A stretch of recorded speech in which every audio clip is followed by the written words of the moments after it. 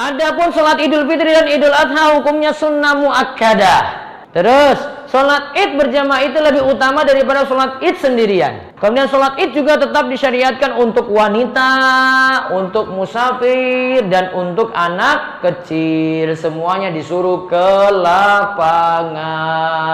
Lalu aturannya lagi, antara azan dan iqomah. Untuk azan dan iqomah untuk sholat Id tidak ada. Jadi tidak boleh panggil jamaah dengan azan. Sebagian ulama menganjurkan dengan bacaan as-salatul jami'ah. Walaupun sebagian ulama tidak menyetujui dengan ucapan as-salatul jami'ah tadi. Lalu untuk sholat Id tidak ada sholat sunnah qobliyah dan tidak ada sholat sunnah ba'diyah. Qobliyah ba'diyah nggak ada. Termasuk kalau di lapangan tidak ada sholat tahiyatul lapangan. Yang ada sholat apa? Tahiyatul masjid. Berarti kalau sholat idnya itu di masjid. Kalau di lapangan tidak ada sholat penghormatan untuk lapangan. Adapun waktu pelaksanaannya antar terbit matahari hingga waktu zawal. Namun disunahkan ketika matahari meninggi. Berarti 15 menit setelah matahari terbit. Berarti jam 6 itu sudah bisa sholat id. Namun untuk Idul Fitri disunahkan sholat Idul Fitri waktunya diundur. Kenapa? Karena sholat Idul Fitri itu masih ada yang punya peluang boleh bayar zakat sebelumnya, yaitu zakat fitrah. Namun kalau sholat Idul Adha dipercepat. Kenapa? Karena biar cepat menyembelih kurban. Lalu bagi yang tidak bisa sholat Id karena uzur seperti bertugas menjaga keamanan, ia bisa sholat Id secara sendirian. Yang penting waktunya tadi antara sudah terbit matahari atau matahari meninggi sampai menjelang zuhur.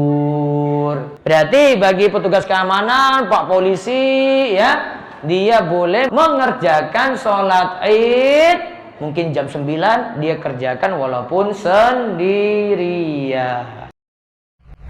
Kita masuk amalan-amalan pada hari raya Idul Fitri. Ada namanya takbir. Takbir pada hari raya Idul Fitri itu dimulai dari malam, yaitu mulai maghrib, berlanjut terus sampai mau pergi ke lapangan dan sampai sholat Idul Fitri dilaksanakan. Takbirnya itu dikenal dengan takbir mutlak. Hukum takbirnya adalah sunnah. Takbir ini adalah syiar kaum muslimin dengan mengeraskan suara. Berarti takbir itu dengan suara keras. Boleh pakai speaker masjid, boleh. Kemudian amalan lagi pada hari raya Idul Fitri adalah ketika hari raya mau pergi ke lapangan untuk sholat Id, disunahkan lagi bertakbir. Jadi bertakbirnya dari rumah. Jalan dari rumah menuju lapangan, dia takbir terus. Biasanya yang ini kita jarang lakukan. Kemudian sunnah lagi mau melaksanakan Idul Fitri, jangan lupa mandi pagi sebelum berangkat. Nggak pakai baju anyar, ora masalah. Yang penting apa? Mandi, keramas. Terus, namun Nabi Shallallahu Alaihi Wasallam itu punya baju tertentu di hari raya. Baju tertentu loh, nggak mesti anyar loh ini. Tapi kalau dapat baju baru, ya alhamdulillah. Kalau tidak dapat, ya alhamdulillah. Tetap bersyukur.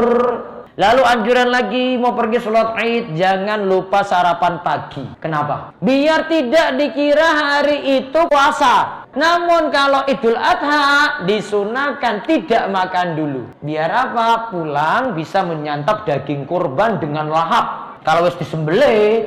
Tapi kalau Idul Fitri gimana? Sebelum berangkat ke lapangan disunahkan apa dulu tadi? Sarapan.